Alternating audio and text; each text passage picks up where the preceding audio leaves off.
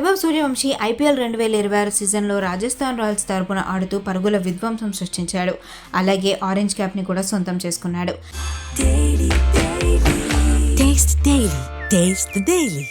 తాజాగా team India T20 టీంలో స్థానం సంపాదించి చరిత్ర సృష్టించాడు.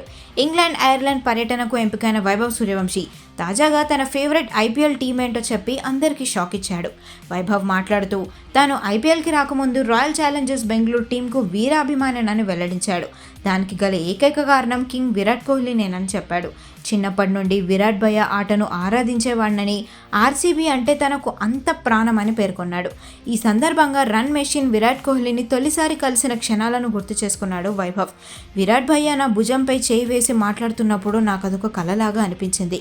ప్రపంచంలోనే అంతటి కంటే గొప్ప సూపర్ స్టార్తో మాట్లాడుతున్నట్లు అస్సలు అనిపించలేదు.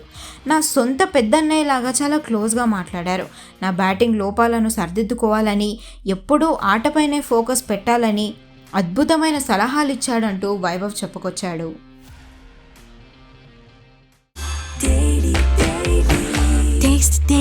Taste the Daily.